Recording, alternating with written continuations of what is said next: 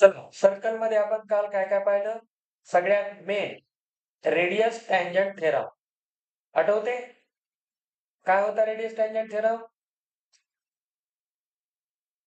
In any circle, radius connecting the tangent at point of contact is perpendicular. ठीक आहे? हे का perpendicular असते याचं काल मी तुम्हाला लॉजिक सांगितलं होतं. कारण हे शॉर्टेस्ट डिस्टन्स असतं आणि shortest distance is always perpendicular distance between two points. याला आपण ह्याचे जे क्वेश्चन्स येतील तुम्हाला एक्झाम मध्ये ते कोणत्या टाईपचे असतील? आता तुम्ही इथं लॉजिक लावा. इथे काय करतील? रेडियस देतील. टँजंटचा हा पॉइंट ऑफ कॉन्टॅक्ट असेल आणि या टँजंट लाईनवर इथं कोणता तरी एक पॉइंट देतील. समजा याचा सेंटर O, हा P आणि हा Q.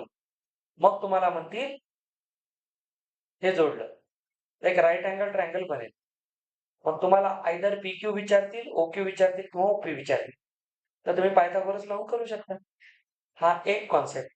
दुसरा काय विचारतील? इथला अँगल सांगा किती झाला. त्यासाठी तुम्ही ऑपोजिट टू ऍडजसंटचा रेशो घेऊन टॅन थिटा सांगू शकता. तर ट्रिग्नोमेट्री यूज करून अँगल सांगता येतात. सर हे आणि हे माहित असेल तर हायपोटेन्यूज टू ऍडजसंट करून तुम्ही सिक थिटा किंवा कॉस थिटा लावू शकता. हे आणि हे माहित असेल तर ऑपोजिट टू हायपोटेन्यूज करून साइन थिटा लावू शकता. त्याच्यात ते क्वेश्चन येऊ शकतात. त्याच्यात सगळ्यात मेनली तुम्हाला जास्त क्वेश्चन कोणते येतील? पायथागोरस यूज करायचे. रेडियस टँजंट थेरमचं काम एवढंच आहे. परपेंडिक्युलर आहे सांगणं. बाकी तर बेसिक जॉमेट्री आहे जे आपण आतापर्यंत वापरत आलो तेच आहे. हा पहिला मेन मुद्दा होता. तर आपल्याला एवढंच लक्षात ठेवायचं होतं की radius is perpendicular to tangent. But कुठं?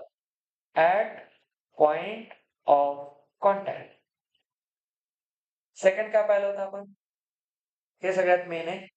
कोणत्याही सर्कलला त्याच्या सेंटर पासून एका पर्टिक्युलर डिस्टन्सवर असलेल्या पॉइंट मधून जर आपण टँजंट सेगमेंट्स काढले इथे तर हे दोन कॉन्ग्रंट असतात. त्याचं आपण काल लॉजिक पाहिलं होतं की रेडियस टँजंट इथे परपेंडिक्युलर, इथे परपेंडिक्युलर. तर हे दोन ट्रायंगल घ्या, त्यांना कॉन्ग्रंट दाखवा आणि सीपीसीटी लावा. प्रूफ एवढंच यायचं या थेरमचं. त्याच्यानंतर अजून एक महत्वाची गोष्ट असते, हे दोन अँगल बायसेक्टर असतात आणि हे पण अँगल बायसेक्टर असतात. तुम्हाला एवढं गोष्ट लक्षात घ्यायची, ही जी लाईन असते joining the centre of the circle and external point, it is the angle bisector. यालाही बायसेक्ट करते, यालाही बायसेक्ट करते. म्हणजे हा जर 60 डिग्री असेल तर 30-30 होईल, 120 असेल तर 60-60 होईल. तर हे बायसेक्टरचंही काम करतं आणि इथे तुम्ही RHS क्रायटेरियनने पण याला सेट करू शकता. हे झाले दोन प्रमुख मुद्दे. त्याच्यानंतर आता याच्यात आपल्याला पुढचा कॉन्सेप्ट पाहायचा आहे जो तुमच्या सिलेबसचा एक पार्ट आहे. थेरम तर दोनच आहेत आतापर्यंत पाहिलेले. सिलेबस मध्ये सध्या तुम्हाला फक्त रेडियस आणि टँजंट याच्यावरच बोललेलं आहे आणि सिकँडच्या काही गोष्टी असतील. आता आपण एक काम करू. काय म्हणतं पहा. जर आपण घेतला एक सर्कल, नीट बघा, एक सर्कल घ्या. या सर्कल सोबत आपण एक दुसरा सर्कल घेऊ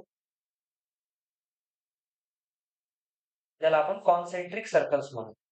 concentric circles are those which have same centre. असे दोन सर्कल ज्यांचा सेंटर सेम आहे. समजा आपण त्यांचा सेंटर इथे घेतला. हे कॉन्सेंट्रिक सर्कल्स आहेत. आता हे कॉन्सेंट्रिक सर्कल काय सांगतात बघा. एक रेडियस घ्या आणि कंपल्सरीली एक सिकँड घ्या. सिकँड कोणाची? सिकँड ऑफ लार्जर सर्कल.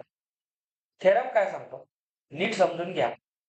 जर मी एक सिकँड घेतली लार्जर सर्कलची आणि त्या सिकँडवर सेंटर ऑफ द सर्कल वरून एक परपेंडिक्युलर टाकला. कंडिशन काय? दोन गोष्टी. There should be a secant of larger circle and perpendicular drawn on that secant through the center. तर लक्षात घ्या, ही जर कंडिशन आपण फॉलो केली then compulsorily that secant becomes tangent to the smaller circle. म्हणजे परपेंडिक्युलर होण्यासाठी काय व्हावं लागेल? टँजंट व्हावं लागेल, ठीक नाही? परपेंडिक्युलर तेव्हाच होईल आणि ही रेडियस आहे. आता तुम्ही नीट बघा इथं काय काय गोष्टी घडल्या. ओ सेंटर आहे, ओपी परपेंडिक्युलर आहे, let's say R S secant आहे. सांगा बरं, आर एस काय आहे? इट इज सिकॅन्ट फॉर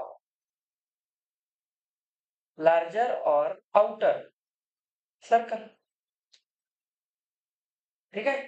आता ही सिकॅन्ट, त्याच्यानंतर इफ म्हणतो मी हा, if OP is perpendicular to R S, if then conditional statement आहे. जर ओपी या सिकॅन्ट आर एस वर परपेंडिक्युलर असेल, then RS becomes tangent to smaller circle, smaller or inner circle. हा एक थेरम झाला, कळलं? आता बाकी सर्कल मध्ये काय काय शिकायचंय. इन्स्क्राइब्ड अँगल ऑलरेडी तुम्ही लास्ट इयर शिकलात, म्हणून तो सिलेबस मधून काढून टाकलाय. नो प्रॉब्लेम, काढला, काही अडचण नाही. इन्स्क्राइब्ड अँगल ऑलरेडी 9th ला शिकलो आपण. काय करतो माहितीये तुम्हाला? इन्स्क्राइब्ड अँगल, इंटरसेप्टेड आर्क, ठीक आहे. इन्स्क्राइब्ड अँगल हा हाफ असतो. बाकी इन्स्क्राइब्ड अँगलच्या सगळ्या प्रॉपर्टी 9th मध्ये शिकल्या होत्या आपण, म्हणून त्यांनी 10th मध्ये तो भाग काढून टाकला. माझं काही ऑब्जेक्शन नाही, काढू द्या, नो रिपिटेशन. तिथे काही नवीन गोष्ट शिकणार नव्हतो, पण एक 2-3 चांगल्या गोष्टी त्या ठेवायला पाहिजे, त्या मी तुम्हाला सांगतो ऍडिशनली. इथे तुमचा सिलेबस संपला. थेरॉटिकली सीबीएसईचा चॅप्टर संपलाय. आता 2 एक्झरसाइज सोडवायच्या. तुम्हाला सगळ्यात जास्त यूज कशाचा आहे याचा पेक्षा these 2 theorems. तुमची जी सेकंड एक्झरसाइज आहे ती या 2 theorems वर आहे. तर इथं आपण लक्षात ठेवायचं, हा थेरम काय सांगतो? Tangent segments drawn through the external point to the circle are congruent. ठीक आहे, ही एक प्रॉपर्टी आणि हा थेरम आहे. त्याचं प्रूफ सांगितलं, याचंही प्रूफ काल सांगितलं. याचं प्रूफ कसं द्याल? याचं प्रूफ कसं द्याल? त्याच्यात एक काम करायचं असते. आपल्याला माहितीये ही जी सिकॅन्ट आहे, लार्जर सर्कलची सिकॅन्ट, ती ऍक्च्युली कॉर्ड पण आहे ना. आणि आपण एक गोष्ट काय शिकली होती 8th स्टँडर्डला? लास्ट इयर शिकली होती. कॉर्डच्या प्रॉपर्टी होत्या बघा सर्कलमध्ये. त्याच्यात आपण काय शिकलो होतं? सेंटर मधून ऑपोजिट कॉर्डवर परपेंडिक्युलर टाकला तर ते बायसेक्ट करतं. आता इथे तुम्हाला काय करायचं असतं? 2 ट्रायंगल अज्युम करायचे, हे 2 ट्रायंगल, आणि या 2 ट्रायंगलला काय करायचं? कॉन्ग्रुएंट दाखवायचं. कसं दाखवता येईल? मी जर असं म्हटलं, बघा, हा जर तुम्ही हे जर नीट घेतलं, एक इंटरेस्टिंग गोष्ट काय होते? हे radii of the same circle, ही कॉमन साइड, अजून नाही, पण इथं आपण काय म्हणतो? इफ आहे, म्हणजे हे दिलेलं आहे. तर इथे काय झालं? RHS क्रायटेरियन लागला, 2 ट्रायंगल कॉन्ग्रुएंट झाले. 2 कॉन्ग्रुएंट झाले म्हणजे RS काय झाला? RP PS सेम झाले. CPCT हे 2 सेम झाले. आता हे 2 सेम आहेत आणि हे परपेंडिक्युलर आहे, म्हणजे कंपल्सरीली ही कोण आहे? टँजंट आहे. हे त्याचं प्रूफ आहे. ठीक आहे. आता लक्षात घ्या, परपेंडिक्युलर आहे म्हणजे शॉर्टेस्ट डिस्टन्स आहे, म्हणजे ती टँजंटच असणार. हा इथं मेन भाग होता. इथपर्यंत तुमचा एनसीईआरटी क्लोज. आता तुम्हाला काही एक्स्ट्रा कॉन्सेप्ट शिकायच्या माहित असल्या पाहिजे, परीक्षेत कामाला येतात. एक्स्ट्रा कॉन्सेप्ट त्यात नंबर 1 मी तुम्हाला जे मेन आहेत ते सांगेल. एक आपण पाहू, प्रॉपर्टी ऑफ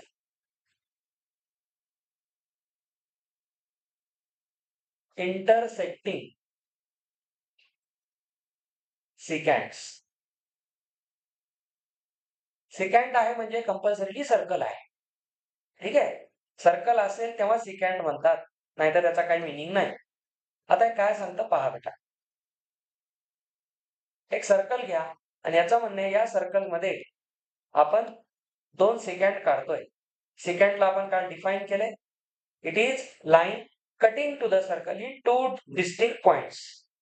तर असं समजून चला की एक सेकंड आहे, ही दुसरी सेकंड आहे. दोन्ही इंटरसेक्ट करतात. आपली हेडलाईनच आहे इंटरसेक्टिंग सेकंड्स. तर हा त्यांचा पॉइंट ऑफ इंटरसेक्शन आहे, POI. असं समजा हे सर्कलचे पॉइंट्स आहेत. यांचं नाव आहे कॉन्सेंट्रिक. सॉरी, त्याला आपण एक नाव दिलं होतं लास्ट इयर. हे कोण होते? कोणता होता? Quadrilateral, cyclic quadrilateral. These are concyclic points. Concyclic points mean those points which lie on the circle. आता नीट पहा. मी जर म्हटलं इथे पहिली सेकंड AB आहे, दुसरी CD आहे, त्यांचा पॉइंट ऑफ कॉन्टॅक्ट P आहे, पॉइंट ऑफ इंटरसेक्शन P आहे.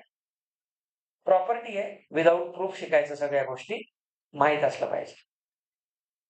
केस 2 असतात त्याच्यात. केस 1. केस 1 काय सांगते? नीट बघा. सिकॅन्ड्स इंटरसेक्ट इंटरनली. या 2 सेकंड सर्कलच्या आत इंटरसेक्ट करतात. तर प्रॉपर्टी काय सांगते बघा. इंटरनली देन सरळ एक काम करायचं. ए पासून पहिला स्टॉप P पासून दुसरा स्टॉप B. AP PB लिहायचं. AP PB यांना करायचं मल्टिप्लाय. These are 2 lengths. ही एक लेंथ आहे, ही एक लेंथ आहे. सेगमेंट्स आहेत ना. तर length of AP into length of PB, हा जो प्रोडक्ट आहे या दोघांचा, इट इज ऑलवेज इक्वल. हा इक्वल असतो CP इंटू PD. कळलं? यालाच म्हणतात प्रॉपर्टी ऑफ इंटरसेक्टिंग सेकंड्स. हे तुम्ही एक्झाम मध्ये वापरू शकता, नो प्रॉब्लेम. तुमच्या सिलेबस मध्ये जरी नसलं तर कधी कधी क्वेश्चन मध्ये यूज होतं, माहीत असू द्या.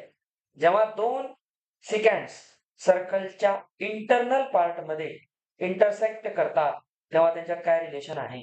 दिस रिलेशन. केस 1 का म्हटलं? Because seconds intersects internally. This is the first case. What can be the second? Externally. Case 2 आहे बघा. इथे आपण म्हणूया सेकंड्स इंटरसेक्ट एक्सटर्नली. आता ही केस कशी असेल? चला एक सर्कल घ्या. सेम गोष्टी घेऊ आपण. त्याच 2 सेकंड घ्यायच्या. त्याच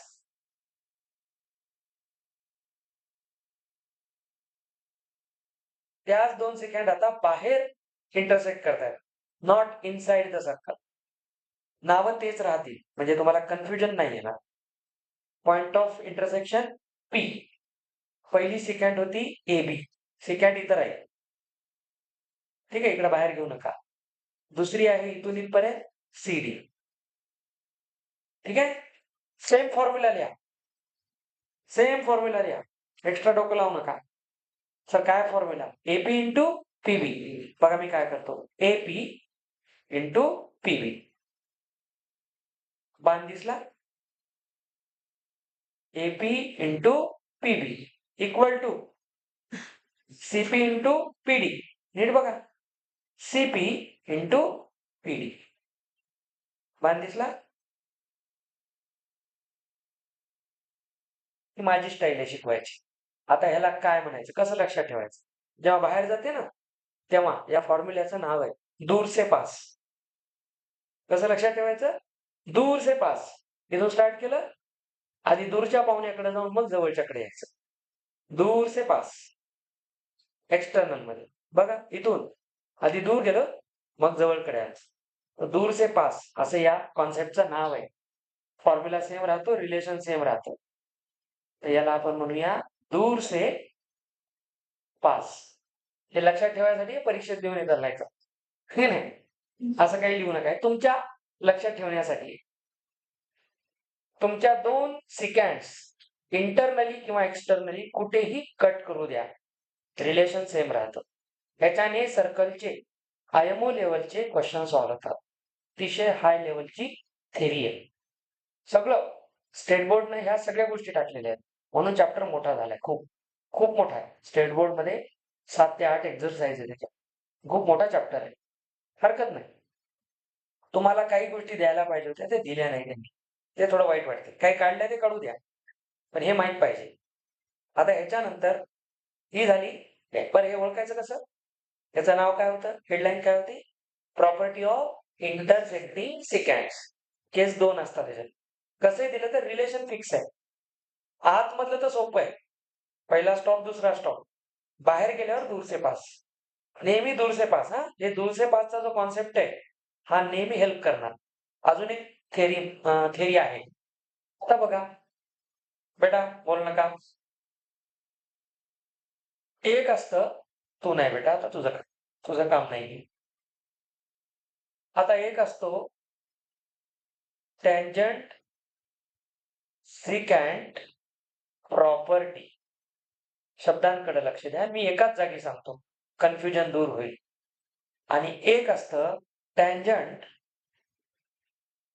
सिकँट थेरम.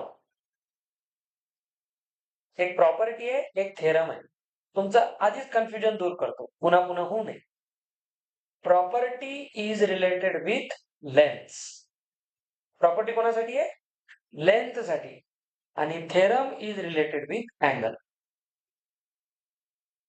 कारण दोन्हीमध्ये टँजंट सिकँट आहे, तर कन्फ्युजन होऊ शकतं. थेरम काय सांगतो, प्रॉपर्टी काय सांगते. तर प्रॉपर्टी कशाबद्दल बोलते? लेंथ बद्दल. आणि थेरम कशाबद्दल बोलतो? काहीतरी बोला. अँगल बद्दल. काहीच बोलत नाही सर आम्ही. बाकी 4 नाहीत, आम्ही आलो त्याच आम्हाला दुःख व्हायले. आता लक्ष द्या. तसं दुःख नाही मानायचं, गोष्टी शिकायच्या बेटा. छान, इंटरेस्टिंग. एक सर्कल घेऊया. त्या सर्कलला नावाप्रमाणे मला एक टँजंट आणि एक सिकँट काढावं लागेल. काढूया. काढली टँजंट आणि इथून काढली सिकँट. ही फिगर दिसली की डोळ्यात चमक आली पाहिजे. कळलं? मस्तपैकी डोळ्यात चमक आली पाहिजे. ही फिगर दिसली की. आता बघा, चला काय सांगते. हा घ्या point P Q R S. Tangent secant property. Property कशाबद्दल बोलते? लेंथ बद्दल. याच्यात एक लेंथ टँजंटची आहे पी क्यू, आणि एक लेंथ सिकँटची आहे.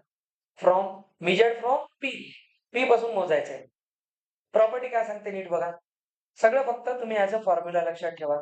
तुम्हाला फक्त अप्लाय करायचे क्वेश्चन्स मध्ये. सीबीएसईचा क्वेश्चन असा पण येईल, टँजंटला धरून, सिकँटला धरून. पुस्तकात काही नाही, डोकं तुम्हाला लावायचं. तर ते डोकं लावण्यासाठी मी डायरेक्ट फॉर्म्युला सांगायला. तर लक्षात ठेवायचं. Property tells us that square of the length of tangent. काय म्हणलो? Square of the length of tangent. कोण आहे टँजंट? P Q. त्याचा काय करा? Square is always equal to दूर से पास. प्रोडक्ट ऑफ दूर से पास. दूर जा, पास या. दूर कसं जाता रे? पी यस गेला. पी कडून दूर जा, मग जवळ या. कुठे येतात? अरे एक मिनिट. त्याच्यात एक छोटासा बदल आहे. दूर से पासच जायचंय, पण तसं नाही. आधी हा प्रोडक्ट घ्या आणि मग हा घ्या. PS into P R. इसको बोलते हैं टेंजेंट सेकंड प्रॉपर्टी. समजलं? तुम्हाला या पद्धती आधी दूर जायचं मग जवळ जायचं. बाण असाच ठेवा. याला म्हणायचं टेंजेंट सेकंड प्रॉपर्टी. प्रॉपर्टी कशाबद्दल बोलते? लेंथ बद्दल. त्या लेंथतलं सगळ्या relation between the length of seconds with the length of tangent. हे रिलेशन यांच्यातलं. छान. थेरम कशाबद्दल बोलतो? अँगल बद्दल. आता याच्यासाठी काय करायचं नीट पहा. एक सर्कल घेऊया. या सर्कलला मी एक टँजंट काढेल. ठीक आहे? आणि इथूनच एक सेकंड काढेल. फिगरकडे थोडंसं लक्ष द्या. ही आणि फिगर थोडीशी वेगळी आहे. काम एकच आहे. आता जाऊ थोडं 9th स्टँडर्डला. सेंटर ध्यान से देखना बेटा. इथे एक पॉइंट घेतला. तुम्हाला सगळ्यांना माहिती आहे.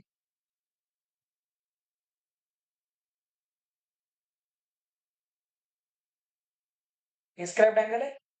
छान. त्याला एक नाव दिलं होतं सेंट्रल अँगल. ठीक. Let's say central angle is theta. We know that theta by 2 half असतो. Very good. सध्याला विसरा. त्याचं काम हे शिकलेलं आहे. आता याच्यासोबत जोडायचंय. दोन कॉन्सेप्टला मिक्स करून तिसरा तयार करायचा. Tangent secant theorem tells us about the angle. कोणता अँगल? Angle between secant and tangent. Angle between secant and tangent. दिसला? आता एक काम करायचं. एक छोटस सध्या याला भेटूया. याचं काम नाही. आपण फक्त या अँगल बद्दल बोलू. नंतर याला याच्याशी जोडू. नीट पहा. Angle between secant and tangent is तुम्हाला माहितीये याला आपण एक मेजर ऑफ आर्क म्हटलं होतं last year. Measure of arc काय असते? Angle subtended by the arc to the centre of the circle. म्हणजेच कोण? या आर्कने सेंटर सोबत केलेला अँगल. ठीक आहे? तर हा थीटा लक्षात ठेवायचा आहे. तर आपल्याला पाहायचंय की हा जर थीटा असेल then angle between secant and tangent is half of the central angle. समजलं? जादू काय आहे बघा. आपण इथे घेऊ PQR. तर सांगा QR कोण आहे? टँजंट. PQ कोण आहे? सिकॅन्ड. मग मला सांगा अँगल ह्याला O नाव द्या. POQ किती आहे? Theta. Then angle PQR. Angle PQR कोण आहे? नीट पहा. Angle between secant and tangent. It is always half of central angle. इथे जो अँगल आहे त्याच्याला हाफ करा आणि जादू बघा. हा पण थीटा बाय 2 होता. आता मी काय म्हणलं? दोन पाहुण्यांना जोडायचंय आपल्याला. त्यांच्यातलं नातं काढायचंय. लेट्स से PQR झाला, O झाला, इथं S घ्या. मला एक गोष्ट सांगा. PQR थीटाच्या हाफ आहे. छान. याला म्हणा इक्वेशन 1. आता तुम्ही हेच पहा. PSQ कोण आहे? सर तो पण थीटा बाय 2च आहे. याला इक्वेशन 2 म्हणा. फ्रॉम 1 and 2 काय म्हणू शकता? सर याचा अर्थ PQR आणि PSQ सेम आहेत. आहेत? छान. ये बहुत इंपॉर्टंट कॉन्सेप्ट होता है. म्हणा माझ्यासोबत. याला म्हणायचं alternate segment angles. Alternate angles नाही. Alternate segment angles. का बरं? अल्टरनेटचा अर्थ आलटून पालटून झालेले अँगल. कोणाच्या अबाउट? सेगमेंटच्या. सेगमेंट कोण आहे? सिकॅन्ड. सिकॅन्ड तो सेगमेंट आहे. या नावातला सेगमेंट कोण आहे? सिकॅन्ड आहे. त्याच्या एका साईडला कोण आहे? एक अँगल आहे आणि त्याच्या दुसऱ्या साईडला बघा दुसरा अँगल आहे. तर त्या सेगमेंटच्या अल्टरनेट झाले ते इक्वल आहे म्हणून त्याचं नाव आहे alternate segment angles. They are always equal.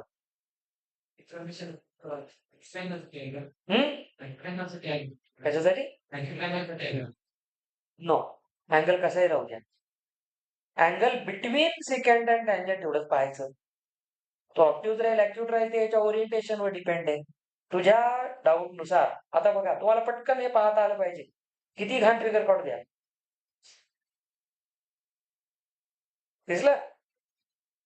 हे कोण आहे? सेकंड. हा कोण आहे? अँगल झाला इथं. छान. मेजर ऑफ आर्क दिसला तर हा का होईल?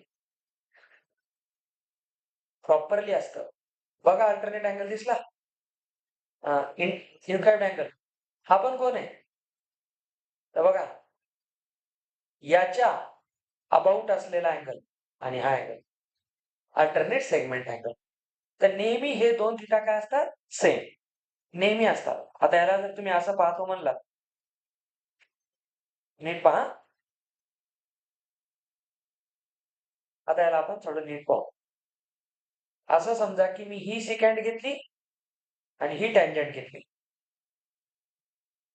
आणि हा अँगल घेतला. तर इथला अँगल 1 हा अँगल 2 सेम. कळलं? कशावरून? या सेगमेंटच्या 1 आणि 2 अल्टरनेट आहेत. ठीक आहे. आता याच फिगर मध्ये कधी कधी तुम्हाला असं फसवतात. नीट पहा.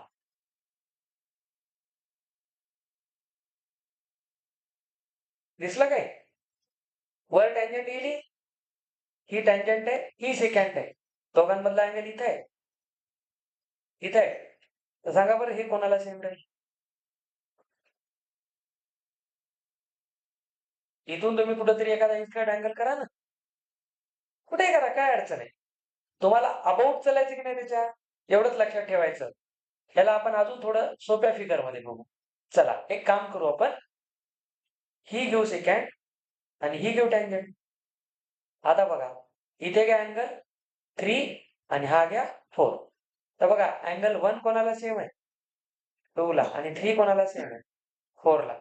याला म्हणतात अल्टरनेट सेगमेंट अँगल्स. समजे? Very good. ही पण एक छान प्रॉपर्टी झाली. सर्कल मध्ये दोन माहित पाहिजे नेहमीसाठी. अजून एक असते लास्ट प्रॉपर्टी ऑफ.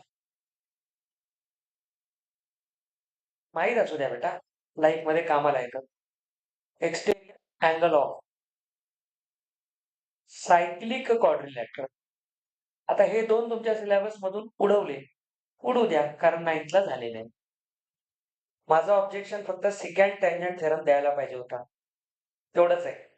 बाकी त्यांनी उडवल्यावर मला काही प्रॉब्लेम नाही. 9th ला झालेलं आहे सगळं. Exterior angle of cyclic quadrilateral. Cyclic quadrilateral काय होतं आठवा? Opposite angles are supplementary. ठीक आहे ना? Rectangle is a cyclic quadrilateral. Square आहे cyclic quadrilateral. Parallelogram can never be cyclic quadrilateral and opposite angles are same, not supplementary. Adjacent supplementary असतात. तर ते कधी सायक्लिक होऊ शकत नाही. आता आपल्याला एक काम करायचंय. नीट बघा. एक सर्कल घ्या, त्याच्यामध्ये एक सायक्लिक क्वाड्रिलॅटरल घ्या. त्या सायक्लिक क्वाड्रिलॅटरलच्या कोणत्याही अँगलला एक्सटेंड करा. याच्यासाठी हा एक्सटेरियर अँगल आहे. तर समजून घ्या हा जो एक्सटेरियर अँगल 1 असतो तो त्याच्या इमिजिएट इंटेरियर अँगल 2 आहे. त्याच्या ऑपोजिट कोण आहे? 3 आहे. तर हा 1 हा नेहमी त्या 3 ला सेम असतो. ऑलवेज सेम असतो. हे मी 9th ला सांगितलं होतं तुम्हाला. तुम्ही हेच बघा. जर मी इथे घेतला अँगल 4 तर तो इथल्या 5 ला सेम असतो. तर नेहमी लक्षात ठेवायचं exterior angle of cyclic quadrilateral is equal to कोणाला इक्वल असतो? It's remote interior angle. अशी एक प्रॉपर्टी आपण ट्रायंगल मध्ये शिकली होती लहानपणी 7th स्टँडर्डला. Exterior angle of a triangle. तिथे आपण काय करत होतो? एक्सटेरियर अँगल मधल्या दोघांच्या समला इक्वल राहायचा. इथे सम नसते, तर समोरचा एक अँगल असतो. त्याला ते नेहमी सेम असतं. थेरॉटिकली आता मी तुम्हाला स्टेट बोर्डचे काही कॉन्सेप्ट इथं सांगून दिले, जे फ्युचरमध्ये कामाला येतील. ठीक आहे? आता उद्या आपण याची म्हणजे नेक्स्ट पिरियडमध्ये याची एक्सरसाइज स्टार्ट करू. उद्या आपण सुट्टी द्यायचं ठरवलेलं आहे तुम्हाला, कारण उद्या गांधी जयंती आहे. आम्हालाही शाळेत जावं लागतं सकाळी. तर सकाळी घेणं शक्य नाही. संध्याकाळी दसरा असतो त्याच्यामुळे शक्य नाही. ओके? तर उद्या काही येऊ नका. परवा आपण याची एक्सरसाइज स्टार्ट करू. आता तुम्ही आज जाऊ शकता. मी आज 8 पर्यंतच ठेवलं होतं. मेसेज वाचलाय ना?